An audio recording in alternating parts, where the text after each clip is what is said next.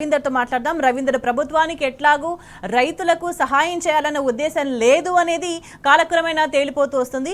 అంటే ఇది కేవలం వ్యవసాయాన్ని మొత్తం పడావు పట్టేటట్టుగా చేయడమే కాదు, రైతులకు ఒక భరోసా లేకుండా చేయడమే కాదు, మొత్తంగా చూసుకుంటే భూములకు సంబంధించి ఒక పెద్ద ప్రమాదం రాబోతోంది, పొంచి ఉంది అని భావించాల్సిన అవసరం ఉందా?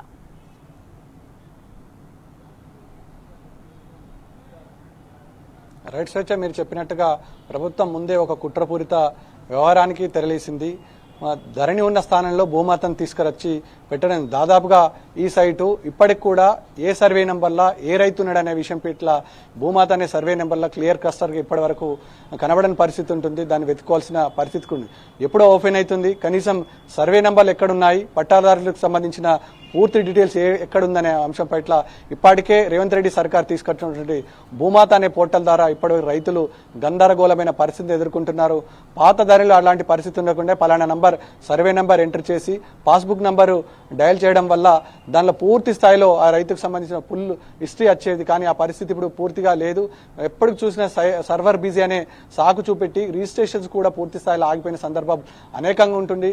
ఉమ్మడి నిజామాబాద్ జిల్లాలో దాదాపుగా 3 నుంచి 9 రోజుల పాటు ఈ సర్వే గందరగోళంగా సాగింది. ఏక స్థాయిలో క్షేత్రస్థాయిలో సంబంధించినటువంటి ఈ పోర్టల్కి సంబంధించిన పూర్తి విధి విధానాలు అధికారులకు గైడ్ లైన్స్ కల్పిస్తామని చెప్పారు. కానీ పూర్తి స్థాయిలో ఇప్పటి వరకు మీ సేవలను గైడ్ లైన్స్ అందలేవు కాబట్టి ఈ సర్వే నెంబర్ వెతుక్కోవడం కష్టమని మీ సేవకు సంబంధించిన నిర్వాహకులు చెప్తున్నారు. ఇదంతా ఒకవైపు అయితే ముఖ్యంగా ఏదైతే రైతు తన తాతల ముత్తాతల నుంచి వస్తున్న వారసత్వ భూమి ఉందో దాన్ని పూర్తి స్థాయిలో బ్లాక్ లిస్ట్ లో పెట్టారు. అంటే ఈ సర్వే నెంబర్లో ఇంకెవరైనా తీసుకొచ్చి కూర్చోబెట్టారా, లేకపోతే ఈ సర్వే ఎప్పటి వరకు బ్లాక్ చేస్తారు? ఓన్లీ రైతు భరోసా కోసమే బ్లాక్ చేశారా, లేకపోతే భవిష్యత్తులో మరి సర్వే తెరుచుకుంటుందా లేదా, ఈ సర్వర్ పనిచేస్తుందా లేదా అనే అంశంపైన రైతులు వల్ల గందరగోళంగా ఉన్నారు. పూర్తి స్థాయిలో సమాచారం ఐఏఎస్ ఆఫీసర్ కలెక్టర్లకు కూడా లేదు, మీ సేవ ఆఫీసర్ లేదు.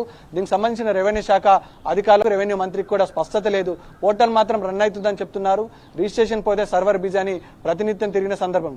కొత్తగా ఇవాళ ప్రభుత్వం చెప్పిన కుంటి సాకులు పూర్తి స్థాయిలో ఏవైతే నాన్ కన్వెన్షన్ ఉన్నాయో, కన్వెన్షన్ అయిన భూములు ఉన్నాయో, గజాల కింద కన్వర్ట్ అయిన భూములు ఉన్నాయో, ఒకవేళ దీన్ని ఫ్లాట్లు కన్వర్ట్ కింద చేశారా అనే కోణాలు కూడా పూర్తి స్థాయిలో అధికారులు స్పష్టత ఇవ్వాల్సింది ఉంటుంది.